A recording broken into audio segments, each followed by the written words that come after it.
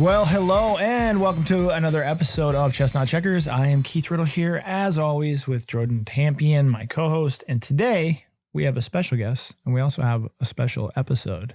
Today's guest is Matt Brunner, loyal listener, Matt Brunner. Yeah.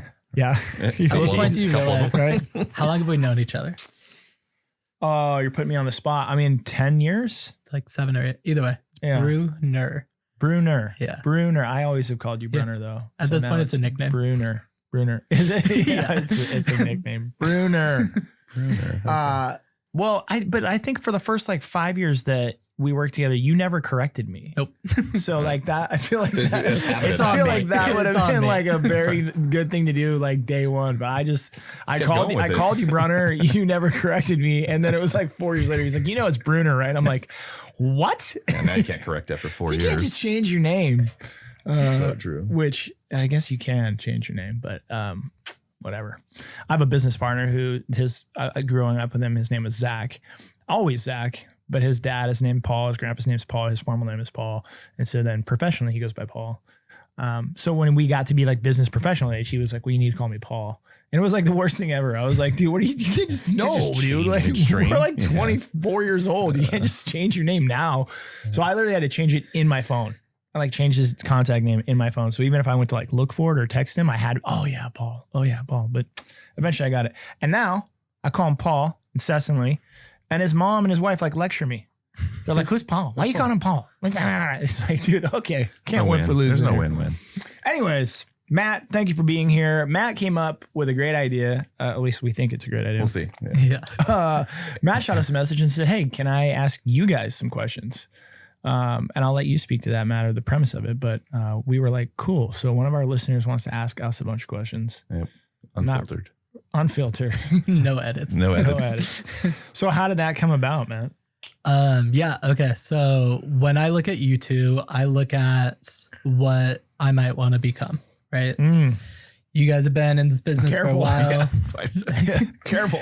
Literally was Jordan's exact response too. For 30 minutes. Yeah. I'm going to let that one hang, but I think what you mean is real estate wise. But either way, like, when me and my buddies talk and, future cast and like plan, we've literally said the words, we want to be the next Keith and Jordan. Like, I think you guys have had so much impact on Spokane, so much impact on the real estate community. You guys have done really cool things on the outside looking in, because I don't know either of you guys super well, right? But it seems like you've like found this balance sort of like personal stuff, professional stuff, and like that whole work-life integration that, you taught me as like a young real estate agent. Well, first of all, thank you for saying that. Kind. Very flattering. But yeah, I think for me and Jordan both, it's nice to hear people say stuff like that. Yep. But I also think we also, like anybody else, you have self-doubt and question the things that you're doing when you're doing them. So it is very nice to hear that. I appreciate that. But I would also say that I'm sure we'll dive more into it. Things are not always as they may Things seem. are never as they seem. Yeah. All right, I'm out. But it is. Yeah, I think what you're saying though is nice to hear, but also I can speak for myself and not Jordan. But it is, I think, something that we have strived towards, or that I personally have strived towards, was at some point, maybe not super early on, but even early on, was paying attention to the results of what I was doing, not just for myself, but for the community and for the people around me and for other things. And so that it is nice to hear somebody say that, because it's an affirmation of like, okay, so maybe I did do something right, or I did do some of it right. Because it is really easy, I think, in any industry or profession to just selfishly try to find success for yourself, because finding success is hard enough. Yeah. And so finding success being hard enough makes it, hard enough, and then finding it for yourself is like the first step. But then to do it with the ultimate goal in mind of like bringing up everybody together, or kind of like creating in my selfish way synergy amongst things, is really difficult, and I think oftentimes unrealized but also unappreciated. So kind of the premise I gave Jordan the other day was, I just turned 30. I run a modestly successful business, whatever. So I'm a full-time real estate agent. We'll probably sell, our total pipeline takes me to 102 homes this year. So we're crushing it, right? Yeah. So a couple of things to it. Like one, I just turned 30, like I was saying, run a pretty successful business, whatever. I'm realizing that like my impact goes beyond just me. And I'm also realizing that myself and all my buddies and people in my circle that are in similar situations. One, I'm wondering if you guys felt this way when you were around that age or just that kind of like level in your business. But two, we're just lost, man. and I look at you guys as somebody who's like maybe lost 10, 15 years ago or whatever it is. And I don't know, like I'm excited to kind of dive into like professional stuff, maybe some personal stuff, maybe some lifestyle stuff, and just kind of see what you guys have like learned over the last X amount of years or something like that. So that was kind of the premise I gave.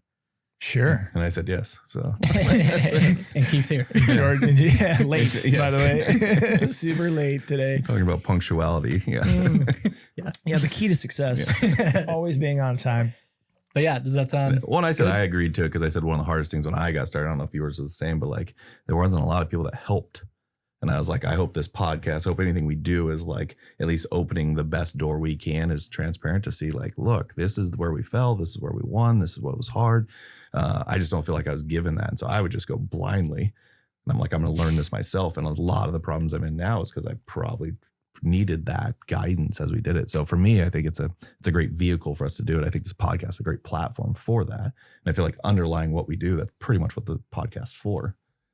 Like, how do we dive through and open up the box and show people? And I wrestle with like, would I have listened anyway? Or, you know, do you When you're pay in it, I attention? think the And- reason I like this is you're not 20. Yeah.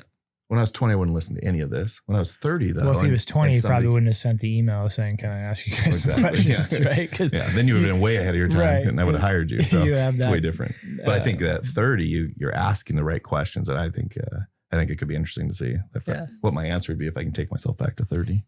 Well, and hats off to Matt for putting himself out there. But even like to speak to that a little bit, that's the other thing I found when I was in my early 30s or building my career was if you want help, you got to ask for it or you got to pay for it. Like if I'm just being candid, right? Like because other people are busy. So I looked up to agents and aspired to be like them or was curious about their business or what they would do. But it's like, they're busy, man. They got families and kids and they got businesses and of course they're not sitting in the hallway going, gee, I hope there's some young agent out there that needs my help and I can just answer all their questions for, you know? So yeah, you have to kind of like go interrupt their pattern and say, hey, I see, you know, potential value in having a conversation with you or whatever.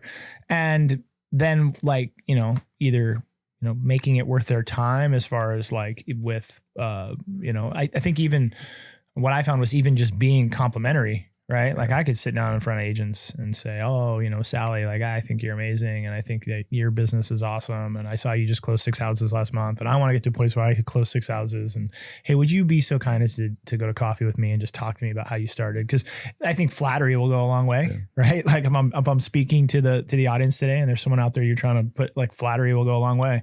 If you have somebody that you want to try to make a connection with.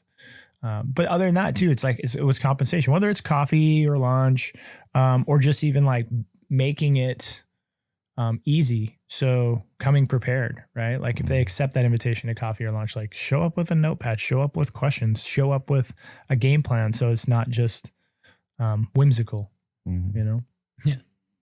But yeah, so hats off to you, Matt, for putting yourself out there and even asking. But I think that, as like a little clue to success, what I found was, people are busy. So if you want help or you're looking for help, you have to ask. You have to seek people out, and you have to make it worth their time or convenient for them. And or you got to pay for it. You got to be willing to hire coaches or consultants that will help you along the way. And I did my fair share of that too. And so I guess to speak to that would be, I would say, I don't know what your coaching relationship's like, Matt, but I would say you're probably at a point in your career where like you should have basically a full-time coach in your life. And I would say probably for like the next decade, you may or may not want to hear that, but it's just one of those things. Yeah. If you're trying to scale business, it's extremely helpful. Is it absolutely necessary? No. Does it make it a lot easier? Sure. For me, it's just like treating your business like a business, whether that's a landscaping business or whether that's a real estate business or a coffee stand or whatever, is like, you need to learn fundamental business practices to scale your business. To do 300 transactions is not going to be the same as doing 100. So then you can either charge into the unknown and figure all that out by yourself, or the shortcut is like talking to somebody who's been there or talking to somebody who's helped a bunch of people get there and really quickly, saying, hey, I'm going to pay you a few $1,000s, but you're going to save me 6 months, 12 months, 2 years of my life. You're going to save me countless mistakes or other. And I think that's something that I, looking back on now, would say was one of the secrets to my success. If people were to look outside at Keith's success and say, oh, how did Keith get successful? I could look you right in the face and say, because I literally opened my wallet and paid professional coaches for probably a decade of my life. There's probably like, was it always? No, but I would say I probably had 5 to 6 different coaches over a period of a decade. And there might've been 3 or 6 months gaps between them. But for the most part, I lent myself to and paid for professional coaching for the bulk share of the growing season of my business. I love that. I feel like you can pay for it, or, I mean, you hired me when I was 22 and you're like, dude, you can just help me with these part-time stuff. And I took that opportunity. I said, I'm not doing 10 hours. I did 50 hours a week. And it was just cool just to like be in the right room, you know? Yeah. So I think that's what coaching helps too. Just getting introduced to the right people. And then I think, like you said, you have to have a plan for it though. Like, what am I looking to get out of this? I think that's really important. Something I wanted to ask you guys is like, take me back, not to like the beginning of your career, but to like the first time where you felt like, wow, I really have something here and I could like pour like gas on the fire. Like, what was that like moment for you guys? I mean, Jordan, you and I were talking about, you were helping investors flip homes and stuff like that. And then you realized you could scale that. Like, take me back to that, but like, talk to me about like what that felt like in like a personal life standpoint. Like, were you working 80 hours a week? Were you not having balance there? Like, how was that like season of life for you guys? Yeah, I mean, mine, so I didn't do the coaching. So I'm the opposite story of that, which explain why. I'm just talking about my journey. But I'm not saying it in a good way. But that was the difference where mine was, I feel like my story is a little more, you ever watch Slumdog Millionaire? Yeah. Like, it's a little bit more like that. It was like, hey, I sell real estate. I should be buying these houses. So I started buying some, and somebody's like, hey, how'd you buy those? And I'm like, here, let me help you. And so it kind of grew. Well, then I had 50 of them, and I'm like, I can't run all these and sell real estate and work a full-time job. And so then I got my brother to help do management. And then we got a big client where we went from 50 units to 5,000 units. And so a lot of ours was a tiger by the tail, scale, growth at all costs, but it wasn't even growing purposefully. And I think that's where a coach or someone would help with that. Like, I think could have curbed like some of the, do you really need to grow? Like some of the decisions we made were because I'm like, well, let's see how far we can take this thing. And so for me, there was several points at which I knew we had something. And I knew we owed something bigger than just flipping a house. Like, we kind of flipped a few homes here and there, and then we got into the commercial side faster than I thought we would, and started helping do apartments, and then started doing the restaurants. It started really branching out into those worlds. And I think what really hit on my end was I never have taken the time to reflect on any of it. That was, I think, the biggest thing I missed. And it was always, what do we need to fix? What do we need to move forward? I was working probably 90-hour weeks, but it was so flexible because we had no kids. My wife was going to school or working, and then we would travel. I could work traveling. I could work at home. And so we really just kind of spread ourselves thin. But with the whole objective was to see how big could you make this thing? Like, nobody's going to help us. Let's just see what we can do. And the low interest rates kind of gave us the ability and kind of learned the framework of how every lender thinks on most of that stuff. And so, I mean, we were pre-approved to $60 million for any project. Now, you shouldn't spend $60 million just because you're approved doesn't mean you should do it. But I think when I thought we really had some was when I looked down and saw kind of an ecosystem that was built between the breweries and the hospitality to the entertainment, to the gyms, to the marketing, to the real estate, sales, management, and then kind of that development piece. And I think a lot of people told me to slow down, but I really had kind of this idea. We grew up we had 7 kids. My dad was provide as much as he could, but he maybe made 26, 30,000 a year. And so we never really learned how money worked. And so like from 20 to 30, I'm like, I'm going to learn how money works. And I was like, well, it's real estate and business. That's for sure. I love this. And then I was like, all right, from 30 to 40, every dollar goes back in and see how big a machine you could build. And I was like, if it comes crashing down, that's a lesson learned, and let's just keep going. And so that was from 30 to 40. And a lot of the stuff shifted right around that 40, which was 2022. And so for me, it's the exact plan I wanted. It was go test and try, because I don't think you're lost. I just don't think you know what you want. And I think at that time at 30, I didn't know what I wanted. I didn't even know what was possible. I didn't know what I have right now was actually possible. And I think too often, if I could go back to my 30-year-old self, is like dream of that biggest dream and then go work towards it, because you may actually hit it. And then more importantly, bring people along that understand it, because you may actually hit it. And with that dream comes all the problems. And I think those are some of the parts that I was playing catch up on. That growth and low interest rates and success hid that high interest rates, slowing business really exposed. So for me, I think I appreciated the whole run up. So that part never really overlooked it. But I think I just didn't have a clear expectation of what I wanted. It was just more. And then all of a sudden you hit a point where more isn't more anymore. And you're like, okay, what did I just do? What was 80 hours a week worth? And so it's been kind of this last couple of years is just more of that introspection of like, no, it was always about the people. It was about the community. It was always about that. I care less about a building. It was just that seemed to be the best vehicle. So yeah, but if I go back, it'd be finding that direction sooner than I did would have been helpful. Yeah. And I think not to talk out both sides in my mouth, like, but I'm going to do it all day. In the sense of like, I'm going to give you the answer of like the what it was or why it was. And then I give you the answer of like what it could have been or should have been. But I think speaking to what you're saying, Jordan, one of the things that you're talking to Matt and going like, you might just not know what you want. And so I think to myself, like if I was 30 and someone would have told me when I was 30, like, Keith, what you really need to do is figure out what you want and then chase that. That's great advice, assuming that you can do that. Yeah. And I don't know that I could have. I don't know that at 30 years old, if somebody would have said, hey, Keith, you need to spend some time figuring out what you want, if I really could have told them, not because I wasn't trying to do the work or was afraid of doing, but because I didn't know. Yes, I think a lot of times you don't know what you don't know, but the reason you don't know what you don't know is because you haven't experienced enough things to know. And it's going to change. It's going to evolve. Like even if you wrote it down at 30, this is what I want. You'll either get it and be like, oh, it's not really what I wanted. Or you'll, in the process of trying to get it, realize, oh, I actually like this other thing better. Or actually, I didn't really want that. I just thought I wanted that. And so like but that when I'm saying all of that, I'm also saying, but it's not an excuse not to try to still figure it out. Because I think that's the problem is a lot of people, I was taught young that was called the big why, right? I think that's what Gary Keller called it. It was like the big why, finding your big why. Like your big why will pull you through all the dark times. It will pull you through all the hard times. It will pull you through all the things.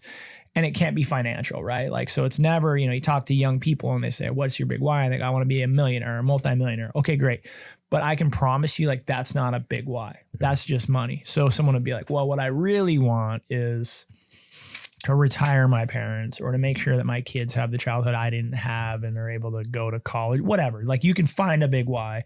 And then that big why is a thing that's like, yes, when it's 85 hours in the week and you need to work 95 hours in the week, it's like, I'm doing this for my kids, so they can go to college and I never did, or I'm doing this for my parents, or, it's like, it's something more than just like, well, I'm really just trying to be a millionaire or something, But what I would say is I went to conferences and I went to masterminds and I went to all these sort of things. And guys like Gary Keller and other people would say that. What you need to do is you need to have a big why. You need to find your big why. You need to figure out what it is that Matt Brunner really wants, or what drives you, or what is motivating you to pull you through that really is going to like touch your heart. The problem is like, it's really hard to figure that out when you're young. It's because when I was 28, I was like, I want a 3 Series BMW convertible. Yeah. And they're like, that's not a big why. And I'm like, kind of is to me. But I would kick back a little on that. In one sense, I think you could have, like, I think, because like, I know you now, but I was like, I don't think a lot of those tendencies have changed. Like for me, I love the sales. I don't necessarily like the implementation. I'm like, sweet, that makes sense. I shouldn't be the one that running the company. Like there's things like that. I think at 30 where you're like, you've tried them. It's not that necessarily that I'm going to be a developer is the answer. It's as you build those. It's like when I built we had brokers, I think the top was 145. And I'm like, I've never wanted that. Right. And as I built it, I let it build me versus like, I think I'm 30, I knew I didn't want that. I'm the guy that goes and grabs a hammer and flips the house myself. Like I've always been that way. And I think there's some tendency like that, especially with like coaching or something that could get pulled out that takes it away from a family why or a money why too. Like here's where I'm naturally not gifted, even just your tendencies. But I would argue like you're doing what I would have thought you'd do at 30. Well, I would say this, and that I would say is finding a big why is hard. It's not an excuse not to try and find one. But it's like when you graduate high school and there's certain people that know exactly what they want to do. They're like, I'm going to grow up and be a doctor. Yeah. My dad's a doctor. I want to be a doctor. I want to grow up and be a dentist. And you're kind of envious of that. You're like, how are they so clear at like 18 of like, they want to go do this thing.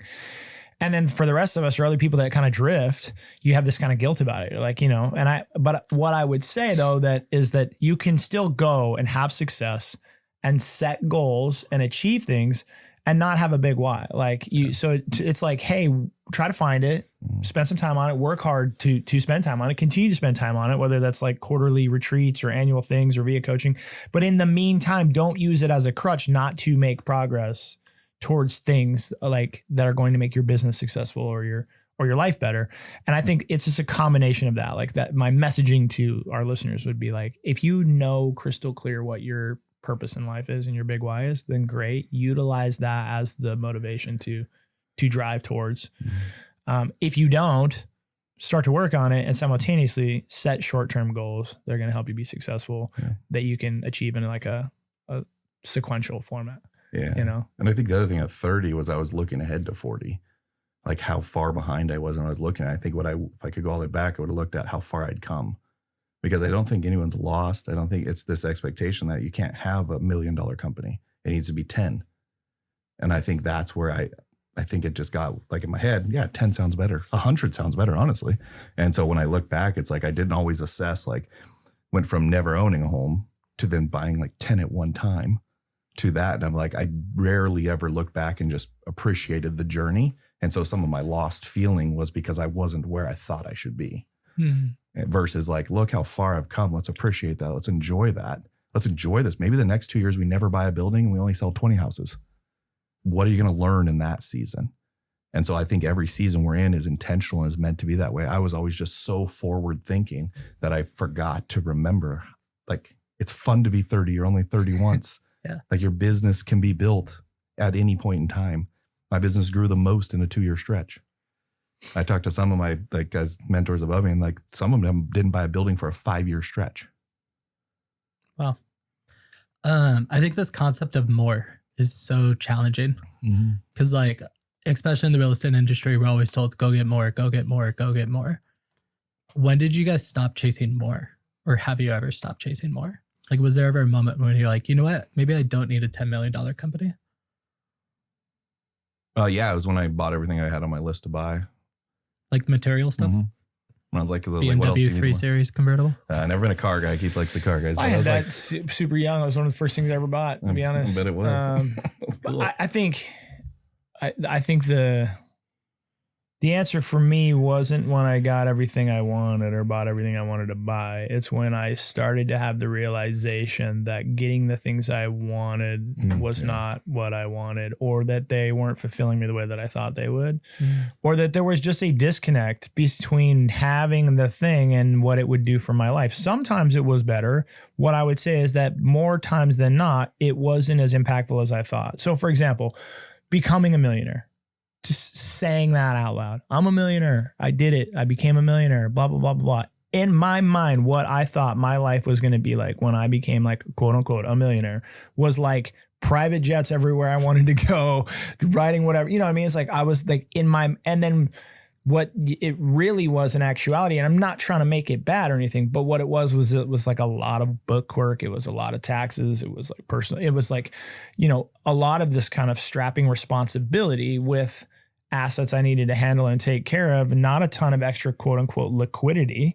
And it was also like, it was just like a moment in time. It was like, you know, I had a meeting with my CPA and was doing my taxes. And he was like, hey, you know, congratulations, Keith. Like you're officially a millionaire on paper and you got all these things. And it was like, fuck, I feel like my life is worse right now than it was 3 years ago. Right. And it wasn't worse. It just didn't feel as good because 3 years prior, I was a little bit more footloose and fancy free. I had a little bit more autonomy. I was not as worried about certain things. And so by all sakes and purposes, someone would look at person A and person B as a distance and say, this person B is more successful than person A. And what I could tell you is that being person A and person B, I would prefer being person A.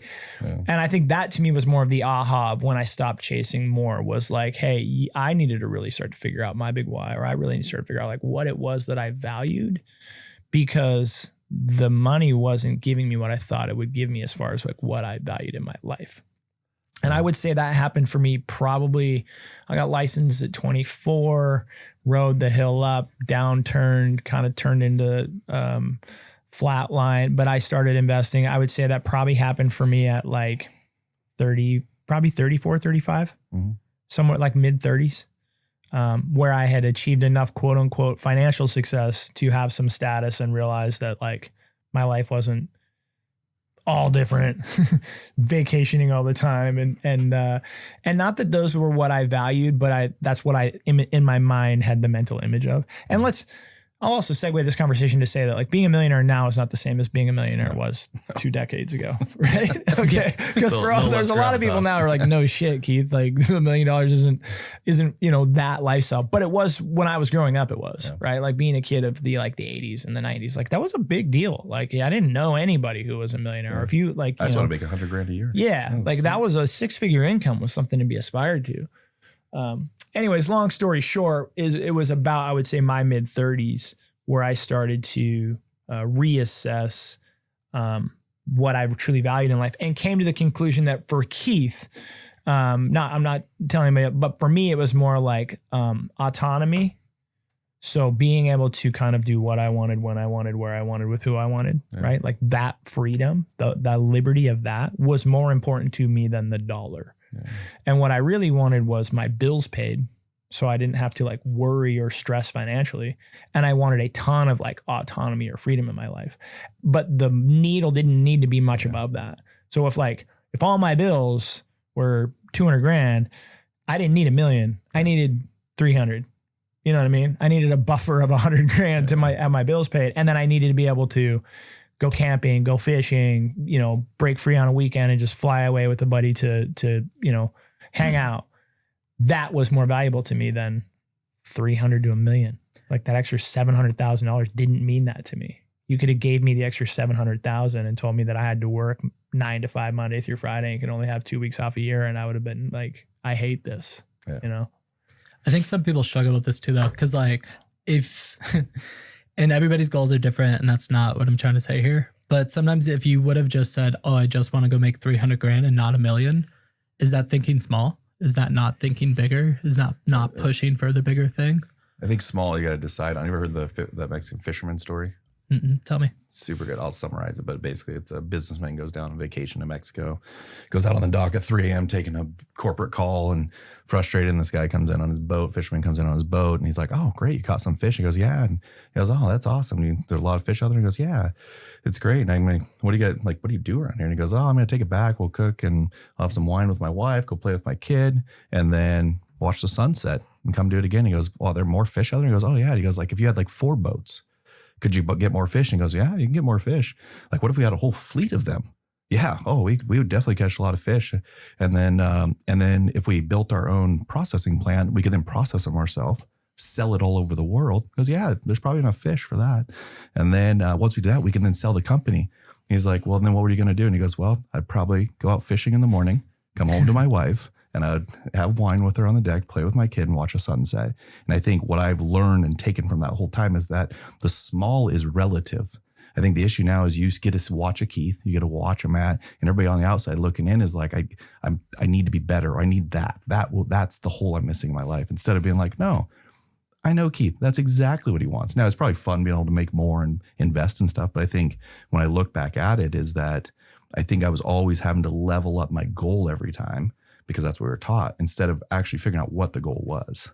And so I'd tell you, I want 10,000 units. I could never tell you why, except for that was about 2,000 more than the guy I met once that had 8, and I wanted to be more than his. And so there's this competitive side that I was implementing those goals, but from a true happiness and where I'm going with life, that story kind of resonated more as like, okay, so I finished those 10,000. I sell them all off, and you have all the money, but now I'm 64. I can't go travel the same. I can't go do the same things. And so for me, it's been the 40-year-old me is like super reflective on that piece of being, and Keith talks about all the time, but it's this capacity issue.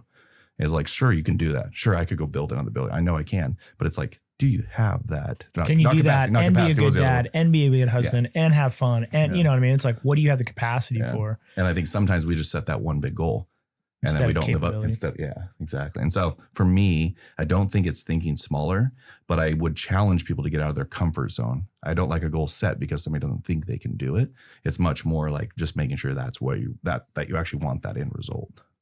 I think it comes down to, and this is like from having coaches and knowing my conversations with them when I was honest and sincere and when I wasn't, and also from now being a coach and having clients, it all comes down to authenticity, right? It all comes down to like being true to yourself or your word or what you're trying to do, in the sense of, I have met people who say, Keith, I don't care about being a millionaire. I just want to make a couple $100,000 and hang out with my wife and kids and this and that.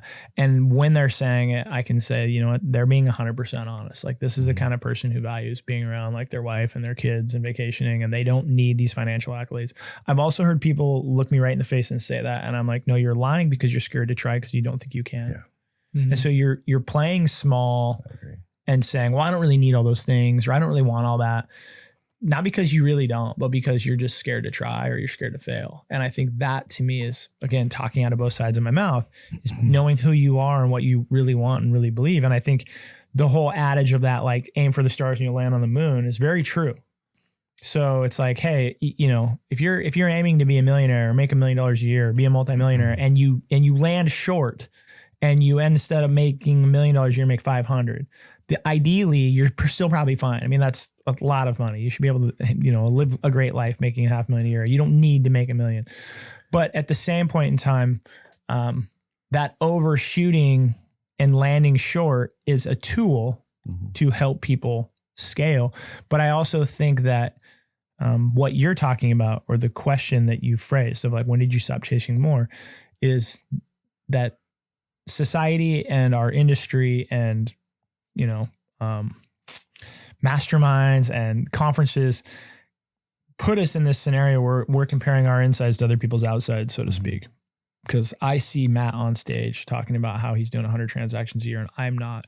And I see Jordan developing all these apartments that I'm not. And we can kind of get in this competitive nature where we start chasing things that we don't really value or care about because our industry or our society or culturally, we're kind of taught that that's what making it is. And you see this on social media all the time, right? Like, there's always someone with a bigger house or nicer cars or more things.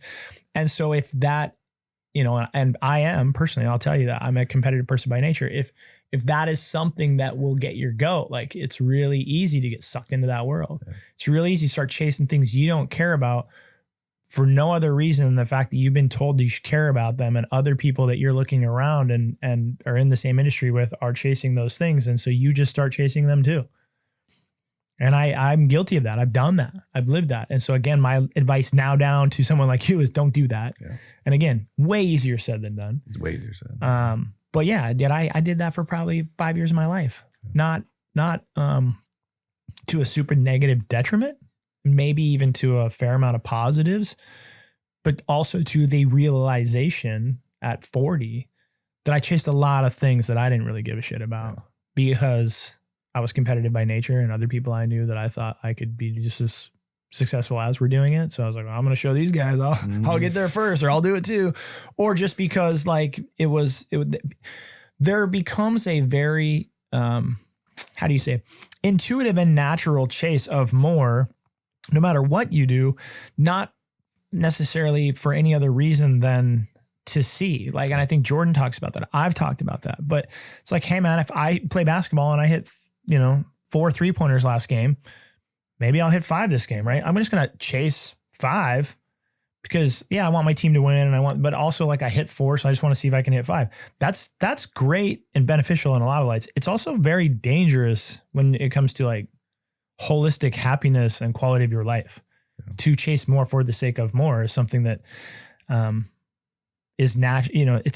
It's natural for a lot of people to do. And what I would also say is it's also very common to create a lot of unhappiness in people's lives, or a lack of satisfaction with where you're at or who you are when you realize it.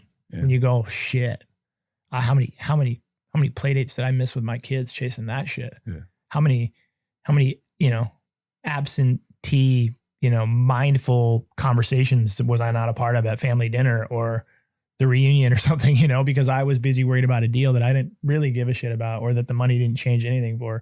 And again, I'm not trying to make this some sort of like, Keith's dark moments, but I'm saying I think all of us can resonate with that, right? We've all had that. We've all been absentee in a moment, a buddy's birthday party when we should have been more present. And then later go, man, that client was a jerk. I didn't even like them. That deal fell apart anyway. Yeah. And I stressed out about it till 9:30 at night. I was up that night writing an email. It's like we've all done that to a detriment. And then I think the key in life is just learning from that. To say, you know what? Okay. There's other things that are more important, or these things are I value. Or I'm shutting my phone off, be damned with a deal type thing. Yeah. And I think at 30, I looked at growth numbers only was the other hard part. Then it was like number of, like I just said, like number of agents I had, number of top line revenue, number of those. And I think at 40 now I look at net number. Like, okay, great. We have 100. We made less with 140 agents as I did with 28. So like when we're getting in there, like, why are you getting in it? Was it just to tell people you grew that much? And then what I found out is nobody fucking cares. Yeah. Nobody cares. Yeah. No matter how big you are, they don't care. Or they care, but they care for nanoseconds. That's what I'm saying. It's nanoseconds. Not as much as you think when you hit that milestone and you hope people are just cheering on. And so if you're doing it for the reason of being able to go into a party and say, look, we're the biggest brokerage.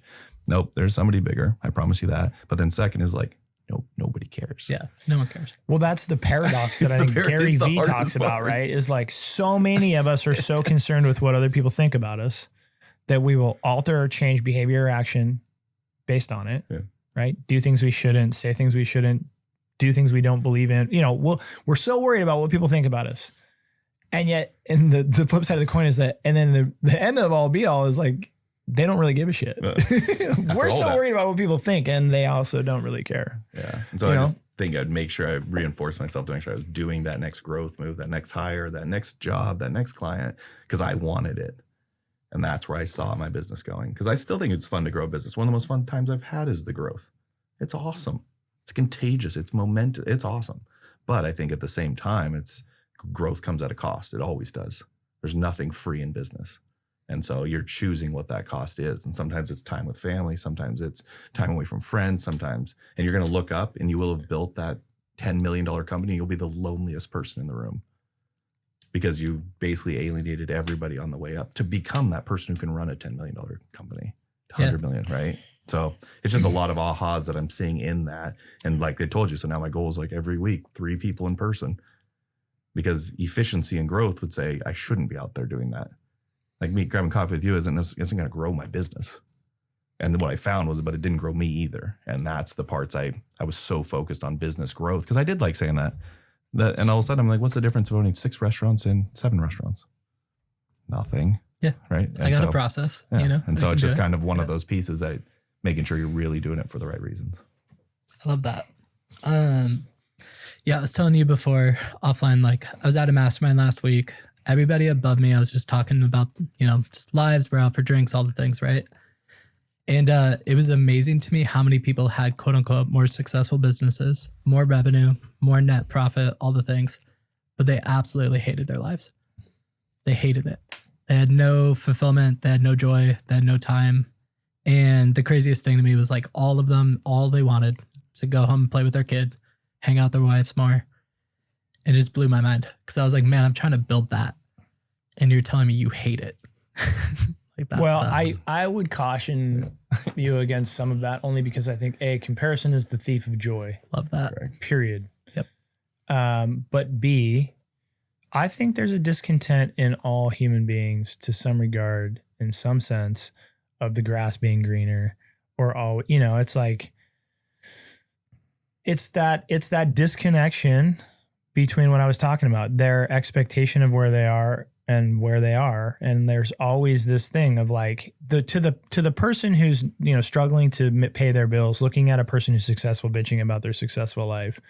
They're like, whatever, dude, and to the person who's successful and feels broken inside or not whole, looking at other successful people, it's like that never goes away. Yeah. Like that endless chase for like the perfect thing is oftentimes what creates the unhappiness that we're so lamenting. Like it's the easiest way for me to say this is it's like, it's not living in gratitude.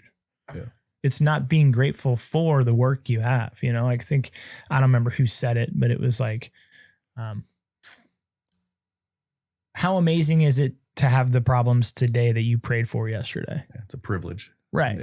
Yeah. We a lot of times bitch and moan and complain about, oh my gosh, I got to cover payroll this week. It's $20,000, man. I don't know, but and it's like, can you imagine saying you had a $20,000 payroll 10 years ago to yourself, right? You were like, baby, I couldn't even make my own car payment. What do you mean I'm running 2-week payroll 20? So again, it's like this, are you miserable or are you just basically complaining about your life and the things that are not, perfect or the way that you want them to be? But if that is the measure, then it never goes away. Never goes away. Yeah.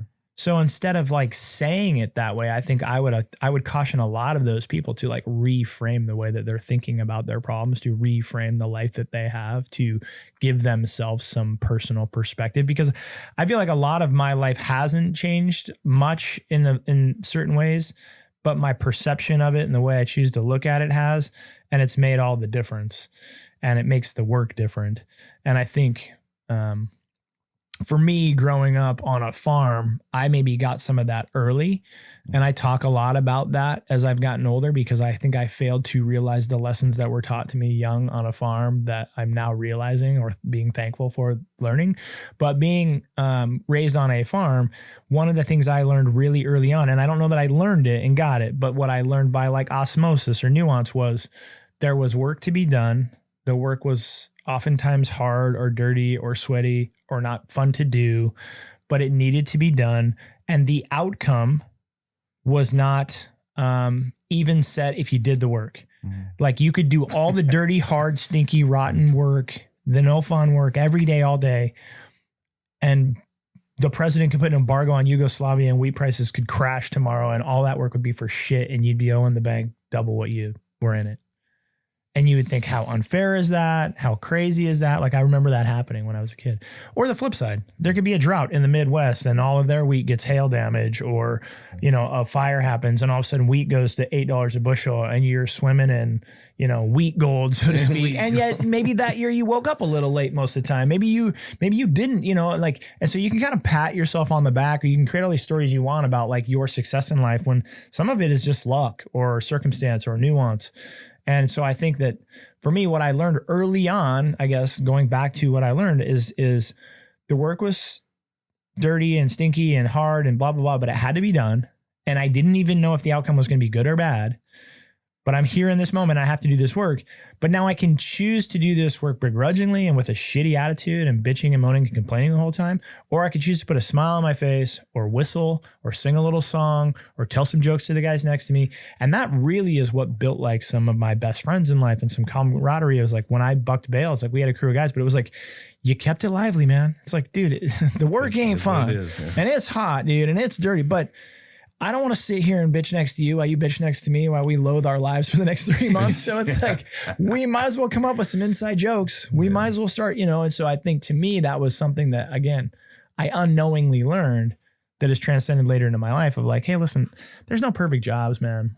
Doctors go home at night and are like, man, this stuff I have to deal with, nurses, guys that hold traffic cones. Like it doesn't matter, dude, what you do. There's going to be good days and bad days, but how you choose to let it affect you or not affect you is 100% mental. It's 100% a choice.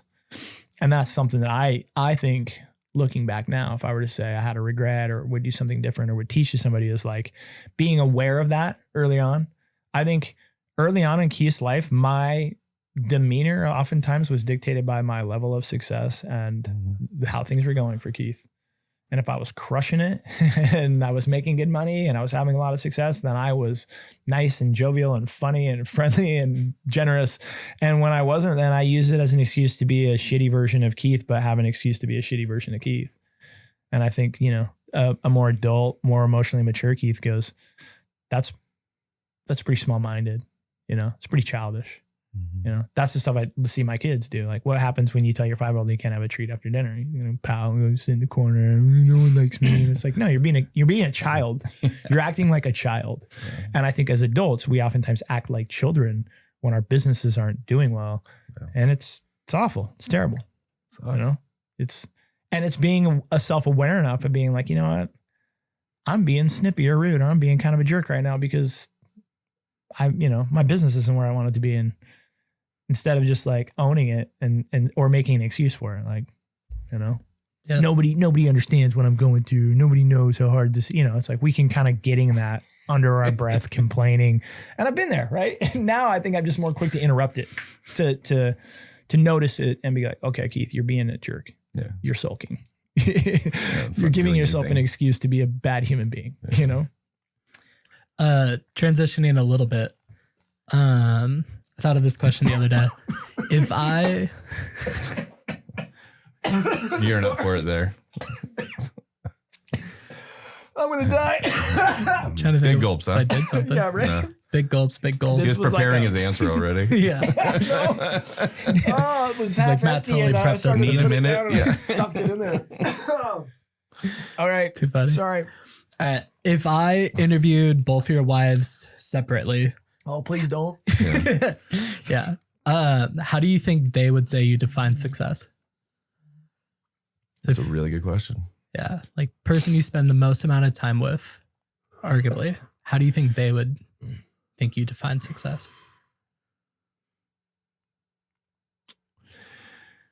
Knowing Whitney, should I say that is the kind of the impact I have on community from a project. I think early on it would have been dollars we made because that's how I marked my success. It was money's super easy to mark your success. That's why it's great.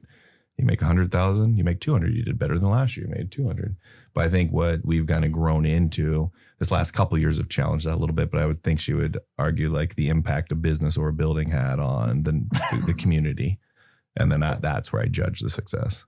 And so, because she doesn't really like diving in the P&Ls, so she doesn't really necessarily know if the building did it. It's just what impact it had, and then what I get excited about is when I see it, or I go onto Brick West Plaza and there's 1,000 people and they're listening to music and dance. Like that's success to me.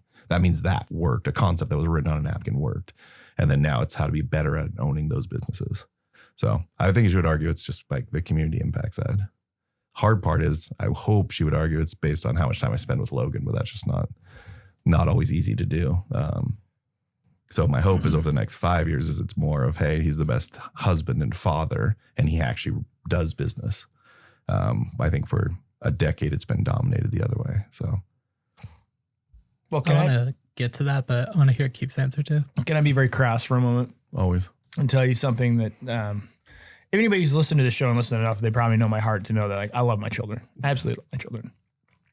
But there's a lot of people that say, if I had all the money in the world, I'd hang out with Logan all day, or I could, and it's like, the fuck you would. Oh, yeah. No, you wouldn't. You'd do that for a week, and then you'd be like, dude, these kids are freaking monsters. They're little brats, right? Or they're just like high energy and noisy. Like, I think so many of us have like parental guilt or whatever guilt. Like, if I had all the money in the world, I'd just go volunteer my time for the charity of like, what the hell you would. Like, be honest with yourself.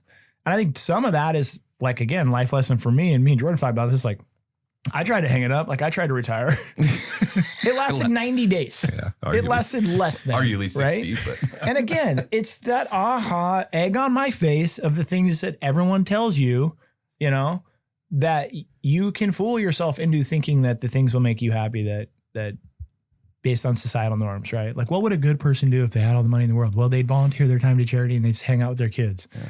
And you also might be miserable doing that, unless that's something you want to do. let me clarify my answer. He said what you would gauge level of success.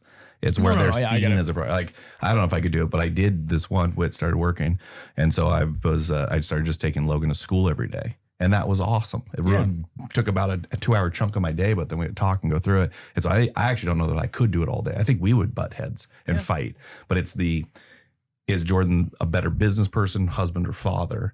And when I'm looking at success, my hope is one day it's like he's the best dad. He's an all right husband. And he's all right at business. But like that, I don't think that pendulum would have been my gauge of success. But I couldn't do it. I couldn't do it all day. Trust me, I can't work from home. Like I'll always have an office because I literally can't figure out how to really work from home when other people are there. So I get to your point. Shiny object. Yeah, I remember thinking like, no, I'll just retire and golf. And I'm like, I only love golf because it's a retreat from my day. If I could just go golf, I don't even think I would like it. So anyway, sorry, I want to clarify the crass of like, I agree with your statement there. No, I just feel like it's an easy answer because it usually comes from guilt. Mine comes from now I've spent that time and I'm watching like the impact of just, I hear more of her day. I hear more of her stories. I'm home before she goes to bed. Little things like like we had to move downtown to get funds to fund the Peyton, right? And one of them was I used to drive an hour and a half to 2 hours a day. So I would leave before she woke up and I'd get back with an hour before she went to bed. Right. And so now I'm like, I get to wake her up. I get to take, and it's like those little things to your point though. But I think it's tick-tock like a clock, right? Yeah. Pendulum swings one way, pendulum swings the other way. Yeah. More than likely the truth's somewhere in the middle. You know what I mean? We don't get know to what see you our meant by that kids one. more than an hour or so a day. So we feel guilty about that. I think we should spend all this time with our kids. And then we spend all this time with our kids. And then we're like, oh, by the way, we're not happy. But also like, this is another thing I think is interesting. Why do we always think that inserting more of ourselves in a situation is a better thing? Like, for example, if I were to go home and be like, I'm going to stay with my kids all day, my kids might be like, Dad, please don't. Yeah, go away. Oh, my wife for sure would. Like, So that's easy. I was like, oh, you didn't want more of me all the time? I just assumed that your life would be better if I was in it more. That's funny. You know, the arrogance that we have about our own presence. At any rate, I don't know what my wife would say. She would say, I think my wife knows me enough now to say that Keith's level of or measurement of success is nothing to do with the financial aspect of it. Although she knows I care enough that that wouldn't be good if the financial aspect wasn't there. Yeah. But it comes down to 100% winning or not winning. And I say that, you know, whether that's a chess game or a card game or Keith's life, like my wife like I like to win. I like to feel like I'm winning. And I don't mean like to the detriment of others. I think a lot of times when we think about winning and losing, we look at life as a zero-sum game. Yeah.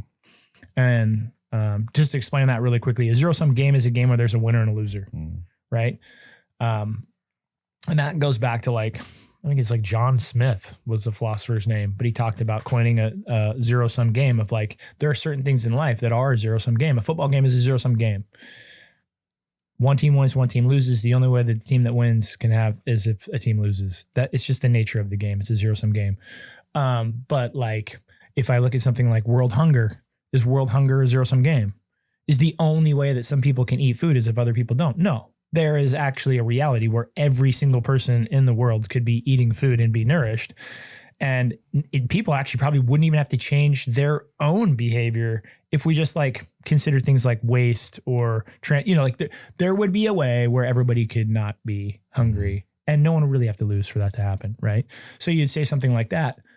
Hunger is not a zero-sum game, right? Football is. I think that when we look at life and business, a lot of times because so many games tend to be zero-sum, if we play chess, it's zero-sum. If we play football, it's zero-sum. If we wrestle, it's zero-sum. If we play golf, it's zero-sum. So we then correlate competition and success and winning to zero-sum. The only way that I can win is if someone else loses. And it's just not true. And I think that all three of us know, but I would hope that everybody knows that in business, you see that. You see people that operate like it's a zero-sum game. I have a landscape company, you have a landscape company, and secretly I want you to do poorly and I want to do better because I feel like if I do better than Jordan, I'm winning, he's losing, I'm somehow. The reality is there's probably enough landscape work in town for both of us. Matter of fact, if your skid steer breaks down and you borrow mine, probably be good. And next week you might loan me your trailer. Like there's a world where we both could run successful landscaping companies in this town. It's not zero-sum.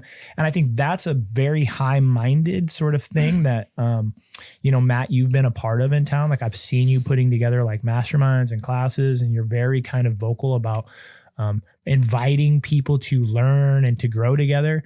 And I think it's because you get that. You get that life's not a zero-sum game, that real estate doesn't have to be a zero-sum game. And so I'm getting on diatribes here, but going back to my wife would say, I need to win to be happy. Like that's how Keith would go, if Keith's not winning in some aspect or every aspect of his life in some way, shape or form, then he's going to be unhappy. But it's not about the things. Yeah. It's not going to be about a certain dollar amount or a certain number of flips or a certain number of rentals. It's going to be like, Keith's going to be grumpy tomorrow if he wakes up and enough things go wrong where he's losing the day, right? Or the week. And so for me, that's what I've realized is like, I don't need to be the perfect dad, but I need to have good relations with my kids. I can't go to bed at night if they're angry at me or if they're lonely, and then same with my spouse, same with my business. Like I just need to do enough in every area where I can kind of put my head on my pillow and be like, yeah, today was a win. They're like, oh, I'm winning. And does that happen every day? Absolutely not. there are a lot of days where I'm like, I am losing and I am angry or I'm frustrated, but it's very rarely the thing. It's more just the winning or the losing metric. And it's not at the detriment of anybody else or the gain of anybody else. Yeah, it's for you. And so I think that to me is the level of success in my life is less success. It's more like, am I winning or losing? And what does that look like? I love that. You guys both kind of touched on this, but it was a question I wanted to ask. I'm in a position where I'm a little naive to this because it doesn't super affect me right now. But before I became a dad, before I become a husband, like what advice would you guys have of trying to navigate growing the business, growing the life, but also being that good husband or that dad? Are you dating someone now? Nope. No, pick the right person. Yeah. I mean, that's it. Like you got to pick the right person because that's your partner going through the whole thing. And they got to know that you're not going to come home some nights. You're going to be out. You're going to be fighting. And I think we've had from the beginning a pretty good mutual respect for you got to go do what you have to do to get this for all of us. And so I think that was one. And then what I started doing more was setting boundaries around time. I'm pretty poor at that, especially when you didn't have kids because there's really no boundary on time. I remember signing a PSA at like 11 p.m. at a bar. Yeah. And I'm like, because that's where they were at and I could meet them there.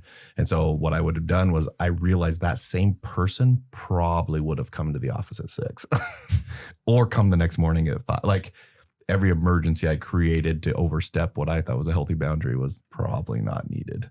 And so I think as I'd go in, I would just start making intentional time, which you should, no kids, no spouse, you should have intentional time around what your schedule looks like. But I think the big one is going in with eyes wide open of what that relationship looks like. If your goal is to really go be that full on entrepreneur, because now your vacations aren't vacations, it's a laptop vacation. Yeah. And they need to know that for 2 hours, you're going to have to step away. But that's why you're vacationing is because you can go step away for 2 hours. And I think Whitney has been amazing. And that's one of the bigger compliments I can give her. She just kind of is able to go with the flow with it. And then she had a still good sounding board to it. So when I would look, if you know this is the path you're on and you could be choosy, just make sure it's somebody that wants that versus now all of a sudden you have to run every investment question by them. Hey, are you investing your money in this? Well, yeah, that's what I've been doing for 10 years. Well, I don't want to now. And I think that could be a point of contention now because you're not married young doing it together. You're married after you've done it. So that would be kind of my advice. Yeah. Or if you're already married, then I think you have to expose them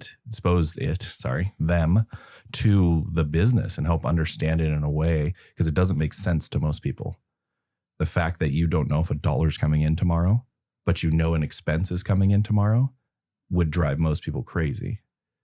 Like that keeps people up at night, literally. And I think being able to convey it in a way and help them understand, like, this is how I see it going and growing and make sure they're on board with it. Like usually any big purchase I run by Whitney, if she just says no, I try to explain why I really like it. But if she really just says no, then I've walked away from deals too. So but I think it's versus go just do the deal, hide it all, because then what'll happen is one of them won't work. And then it'll become the thing that probably breaks the relationship. Yeah. I guess so preface I'll tell you about my buddy. So my buddy is, call him 34 years old.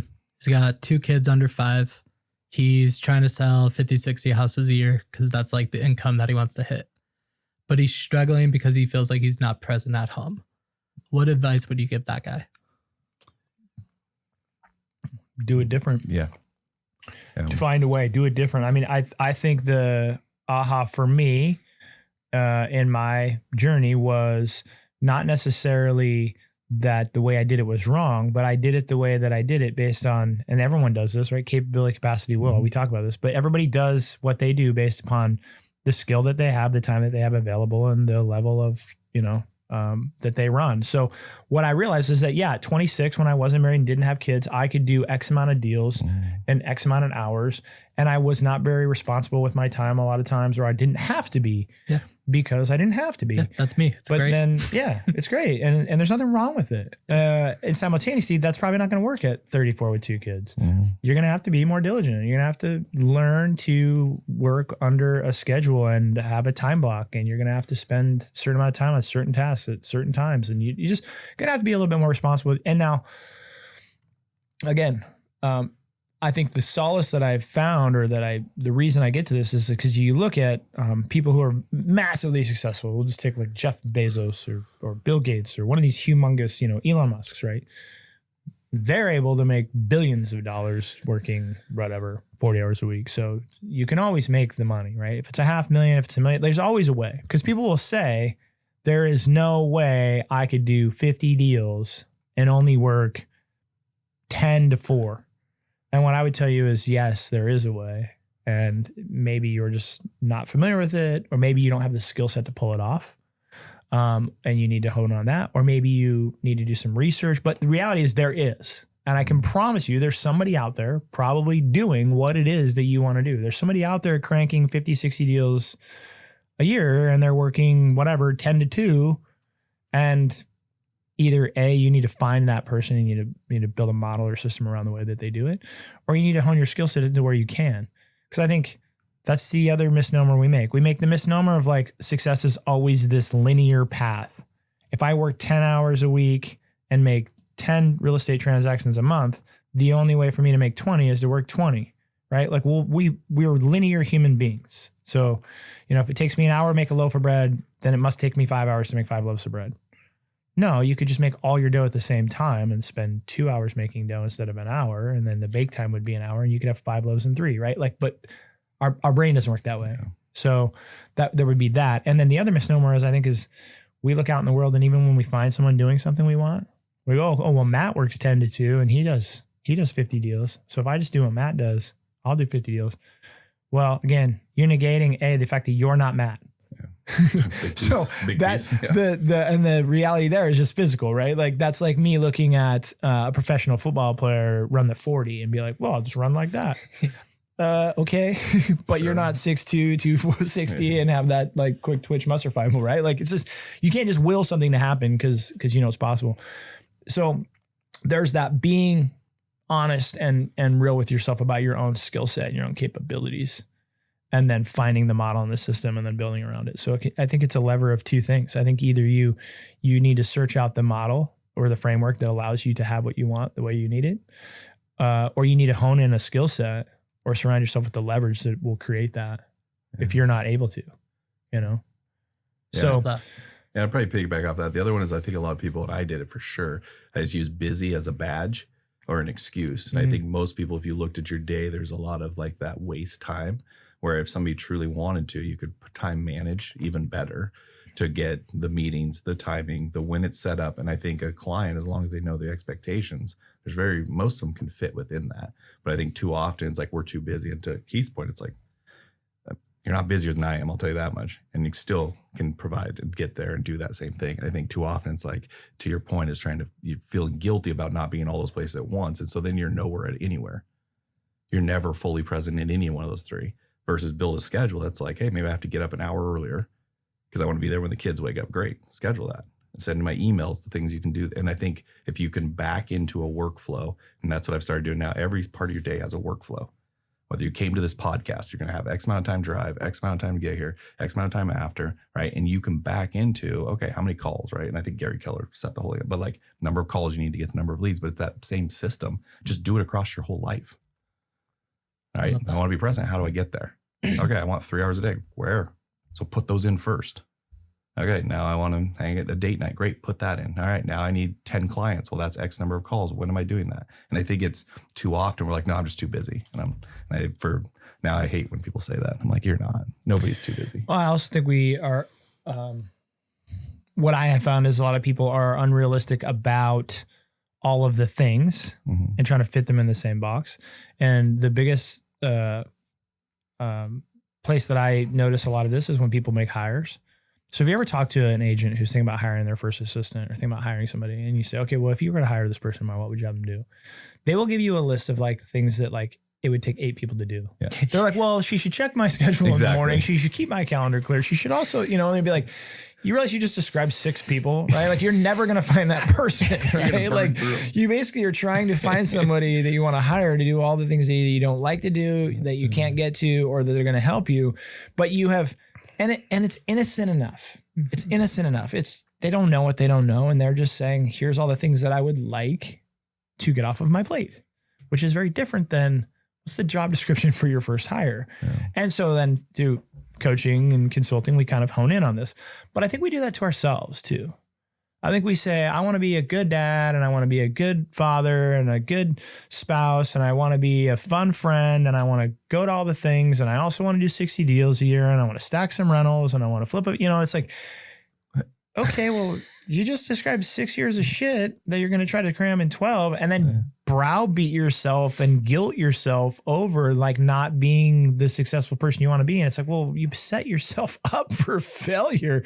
And so I think there's a real aha there. That's like, I've noticed, you know, that people just tend to do, especially successful people. We tend to overestimate what we are capable of in any given moment or any given week. And we tend to underestimate what we are capable of in 10 years and in 5 years. And I think, but short term though, we are a lot of times comparing ourselves to other people's outsides and they're in different spots in different positions. And, you know, the biggest example I use there is like, I remember one of my, really good friends when I first got in the business was a lender, a massively successful lender. And I looked at his day and he was like, dude, came in late, was always in a good mood, often went to like a really long lunch, maybe had some beers while he was at lunch, somewhere in the mid-afternoon knocked off to go watch one of his kids' sporting events or would go like golf. And I was like, dude, what? That's the life, man. And I almost like transitioned out of real estate into lending. Oh, really? Because I was like, oh, dude, I want to go be a lender. Like I want to do this. What I negated was the fact that guy had been a lender for 30 years and had set his life and his schedule up in such a way that like people were calling him that were past clients or friends or, you know what I mean? It's like, what did I think I was just gonna become a lender tomorrow and like golf and drink beer at lunch and just be like making, and it's like, this is the nuance, right? You're comparing yourself or your level of success or the things you'd have to do to be so-and-so successful, but you're not so-and-so and you're not in so-and-so spot. But we do this all the time. That's what I'm saying. And like, I talk to people about this all the time. It's like, what do you want? I want X, Y, and Z. And it's like, you realize that there's no way you're getting that doing A, B, and C, right? So we have a very keen ability to fool ourselves into thinking that we're capable of more than we are, or that we have more time than we do. But that can lead to a lot of second guessing and guilt and all sorts of things that I think are just unnecessary if you're just more honest with yourself up front. Yeah. I like it. Last question for you guys. Let's say it's 10 years from now. I come back. Chestnut Checkers has billions of views, all the things, whatever, right? Billions. It's 10 years from now. I come back. I'm a great husband. I'm a great dad, great business leader. What are the things over the next 10 years that I just absolutely need to crush? Nothing. I mean, again, there's this shitty answer, I realize, but there are people who are great husbands and great dads and great successes in their own communities that don't make $1, you know? Yeah. Or that I just think that if financial success is something you want in your life, great. And there's no harm in chasing it, and know that it's going to come at a cost that may be good or bad, that's acceptable to you, but it's not going to make you a good person. It's not going to make you happy. It's not going to make you no matter where you go, you are who you are and you show up where you show up, you know? So you can go be a monk tomorrow, man. You could go, volunteer your time and be all those things. I hate that that's my answer, but that's my answer. Yeah, it's caught off guard your answer there first, but I agree with it. So I think what I've started doing now is just be 1% better every day. Right. So I just stopped comparing to anybody else. And it's like, did I get better from yesterday? And if you can look up in 10 years and you got 1% better every day at whatever you chose to do, that's success. And I think too often, because what are you going to gauge if you're a good dad on? I don't know. Better, yeah. right? Well, there's only one metric, and that's ask your kid. Right? That's it. Yeah. Really? Ask your wife, it doesn't matter if my friends think I'm a good dad or if I think I'm a good dad. If someone were to sit my kid down and be like, "You like your dad?" No. That's kind of hard to say I'm a good dad then, isn't it? I guess to maybe give you a little bit more tangible or beneficial advice than nothing, is I joke around now and probably will for the rest of my life of like, it took me 45 years to stop caring what other people think. Yeah. That was a lesson that took me 45 years to learn, How'd you or learn? at least 42 to 43. So the first step of that lesson was learning, when we talked about it, was that at some point I started learning that the things I thought were going to make me happy weren't making me happy, or weren't making me as happy or fulfilled as I thought they would. That was the first step. That was probably mid-30s for Keith. So then it was like, okay, stop chasing the wrong things, realize the things that make you happy, this and that. The other part didn't occur until I made a move in my life for me, which was my quote unquote pseudo retirement.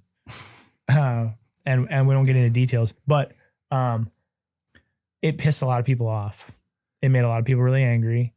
And I don't think that they were angry at me for me, but for Keith to make a decision after, 20 plus years in the real estate business and growing this thing, that like I needed something different for my life, meant change for a lot of other people in their lives.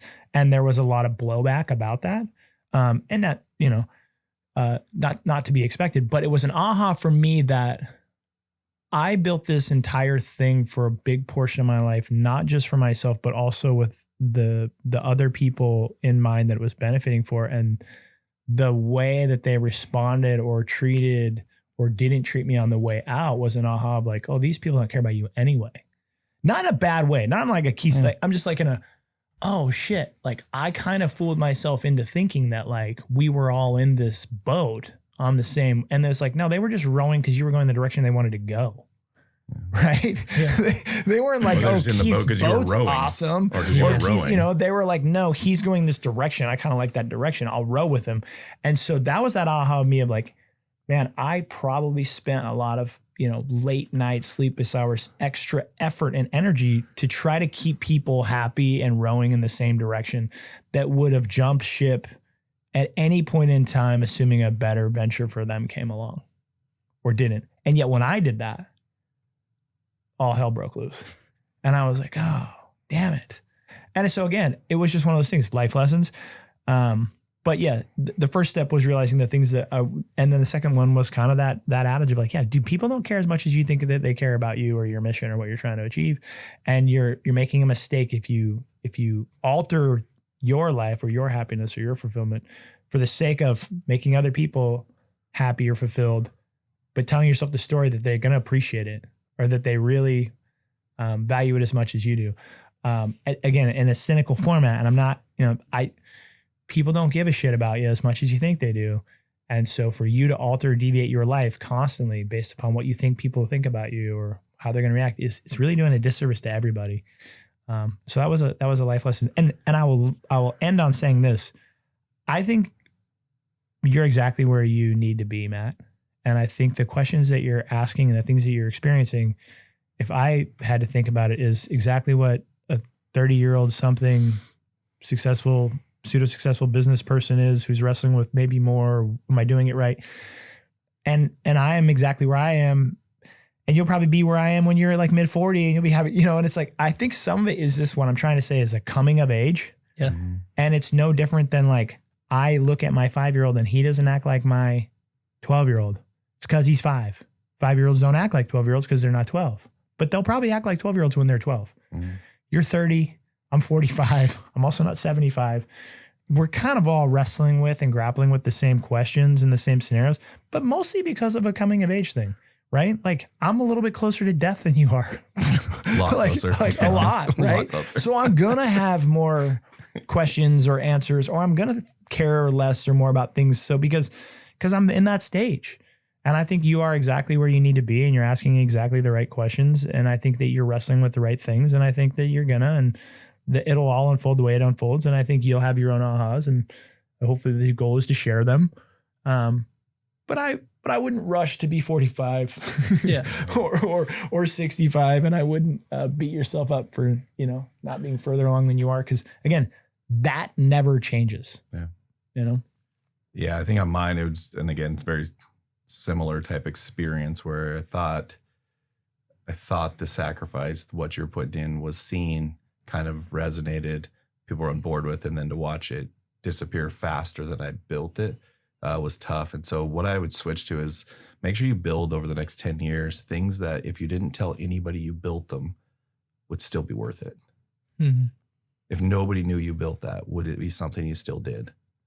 And I think that's helped guide a lot of the stuff where now It's not, hey, will it make the paper? Hey, will these people talk about it? Or it's, will I enjoy what this is going to look like?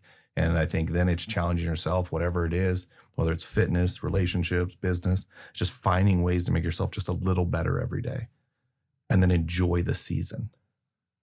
I remember looking back, my brother has now a young kid, 1-year-old. And I remember when Lo was 1, I never enjoyed the season. And it's easy to look back because the season's actually really hard. The 1-year-old's tough. Wasn't my favorite time. Right. Like people are like, so it's easy to look back and say that I to mean, someone. my friend, he's got a 10-year-old. He's like, how old's your boy? I'm like 5. He's like, I missed that age. And I'm like, yeah, because you don't have a 5-year-old. Exactly. And you'll have one where you're going to grow your payroll and you'll have payroll due. It feels like it's every day, but it'll be on that Friday. And it's not that you take that. It's just that you pause.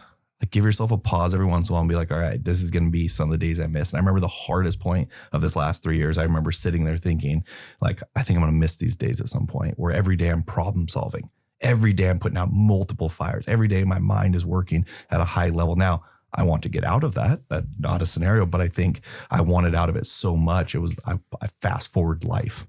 And there was pieces that were learned in there. And so for me now, success will be, did I get better than I was last year? And then just building my metrics of what I believe that is. Because again, at the end of the day, nobody actually cares. They want to see you win until you won. Then they'll want to see you lose. And which is fine. You just know that. So then don't build it for that. That's going to come with your growth. That's going to happen naturally. But if you build it for you, then it's a lot easier to be confident in what you're building. And I think you will look up one day in 10 years and who knows if you even have a business. Yeah. Right? Maybe that's not even what the next step is, but it's you looking for what that next step is and then just really being grateful and understanding it. And I think I just didn't have any gratitude because I was never where I wanted to be. And then now looking back, I was exactly where I was supposed to be if I could have just seen it. So saw it, seen it, saw it. Seen it, saw it, seen it. So I think that's a great question. I think it's even being aware of the question. It may never fundamentally change anything. You may go from here and start making 100 calls to go to 200 listings, right? It's not about curbing growth. It's just making sure the growth you're looking for is the growth you want. Yeah. Well, like, and how full circle is it to say, the problems you have today were the dreams that you had yesterday, right? You dreamed of having the problems that you have today. You're upset that you have the problems that you have today. But similarly, you're looking into a future where you also are going to be sitting in a rocking chair someday going, man, I wish I could go back and deal with those problems, right? Like I wish because now you're, watching Bonanza staring at a TV in a wheelchair, right? Yeah. Like, so I think it's full circle. And I think we talk about this a lot on the podcast, and I don't know what the magic answer is other than an awareness of it, is that part of the human condition is a discontentment with your current standings in life, and either looking forward or backward, thinking that life was either better or will get better. And that is literally a fundamental part of the human condition. Like part of the human suffering, so to speak, existentially, is just a chronic discontentment with one's current, position, which is where I feel like a practice of gratitude, and I think that's what Jordan's saying, comes into play. Yeah. In an intentional kind of daily, weekly, whatever, monthly practice of gratitude, looking around, being grateful for the things you have, being grateful for the problems you have, being grateful. That practice, does it eliminate the discontentment? Does it make it go away? No. But does it minimize its negative effects? Can we live a little bit more present in the moment than we typically would without it? And I think that's what that practice of gratitude does, is it's like, well, then it gives pause. Yeah. It makes you intentionally have to seek out. That's the practice of going home at night with your kids. Instead of saying, how was your day? You say, hey, what were 3 good things that happened today? Yeah. I'm changing their wiring in their brain to seek for the positive. Dad doesn't ask how my day was. And I go, wow, mom got me to school late and my pencil broke. And, it's that wiring of like, what are 3 good things that happen? I'm training them to neurally look for the good. And I think we can do that with ourselves. Of just like literally write down, before you go to bed at night, write down 3 good things that happen. Those little practices, I think, add up over time. I agree. Yeah. I love it. Wanted to make sure I said this. Like, thank you guys. Yeah. Thanks for letting me ask questions. Thanks for being like a role model in the community, whether you want to admit it or not. Well, thank you for saying that. And what I would ask everybody is have a little bit of grace. And then there's a lot of grace. A lot of grace. No, seriously, thanks for coming on the show, Matt. Thanks for, even reaching out and listening, and for all those other people out there listening. Just, I think that this is a really cool journey for me and Jordan, but also we hope you guys are getting a lot out of it too. And I think everybody has the ability to be an influence in their own I agree. community, whether you have a podcast or not. I You agree. know? Yeah. Passing on knowledge and wisdom to those around you that are seeking, and just being reflective of the things in your life is something anybody can do. You know. I agree. So, Well stated. yeah, no. So thank you, Matt, for coming on and having some thoughtful questions and being willing to listen to two old men banter. We will probably have to get you back on to hear your story actually at a certain point. So Sure. It's Yeah. been a goal. yeah, It would be good. Matt Brunner. yeah. Just if you say the name Say right, it it wrong. works. But- Brunner. All right, you guys. Awesome. Thank you. Sweet. Thank you. That's good. Yeah. Thank you guys. All right, you guys. Thanks for listening to today's episode. While you're out there, would you please do us a favor and give us a like, subscribe, or a follow, whether you listen on Spotify, iTunes, or YouTube. We'd really appreciate it.